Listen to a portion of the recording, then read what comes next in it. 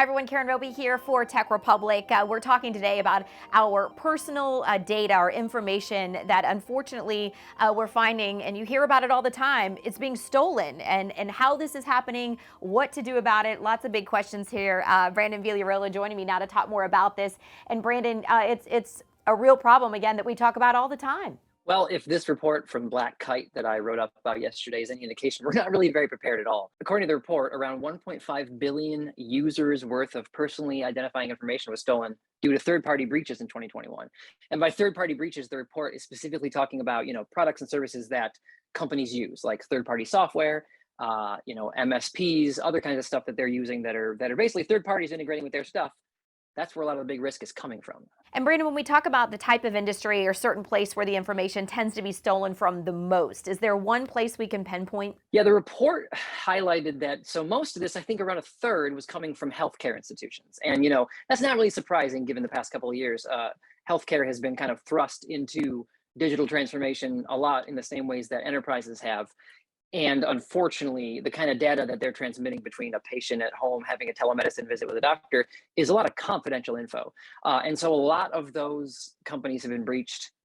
Records are being stolen, and governments, I should say, were the second most commonly hacked. So basically, we're looking at two very valuable kinds of personal information, both your health records and government records. So, you're looking at addresses, maybe driver's license numbers, who knows what. Yeah, and it's our personal data. It's stuff that we hold dear, information that's really important to us, that they're able to get their hands on, unfortunately, Brandon. And when we talk about how they go about these attacks, is there one certain way they're getting in, or is it just a little bit of everything? Well, there is a little bit of everything in there, but the overwhelming one, and this probably won't come as a surprise that anyone's really been following cybersecurity for the past couple of years, but it's ransomware. Surprise.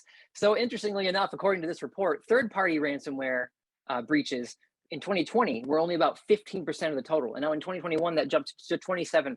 So that's a huge jump as well. What this report's basically getting at is ransomware is now the path of least resistance.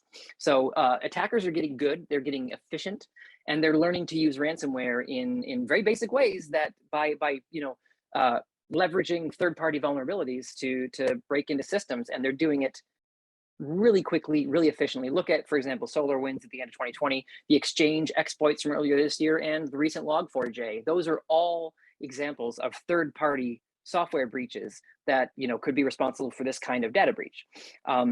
So unsurprisingly, we have ransomware as the top kind of attack, and then to look at kind of what sort of third-party products are being responsible for these breaches, and it's overwhelmingly third-party software. So like I mentioned above, Exchange, Log4j, SolarWinds, things like that. There are some other things like MSPs I mentioned before being another source of breaches, but that's paling in comparison to the number of software vulnerabilities that are being used. And Brandon, let's stick with ransomware for just a moment, because that is, as you mentioned, the number of ransomware attacks has increased so much in the last couple of years.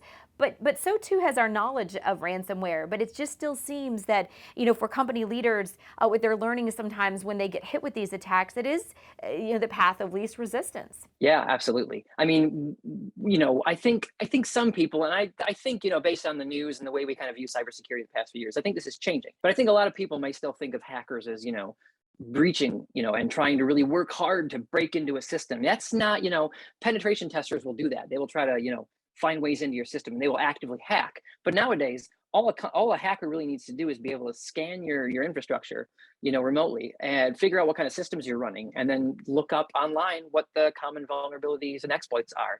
And they're able to waltz right in basically without you knowing, provided you haven't patched your systems, which unfortunately is often still a problem for a lot of essential computers that can't be taken offline for updates. Yeah, it's unfortunate, Brandon, as much as we do talk about patching systems, and people are being reminded that there are still gaping holes, unfortunately, too, when it comes to that.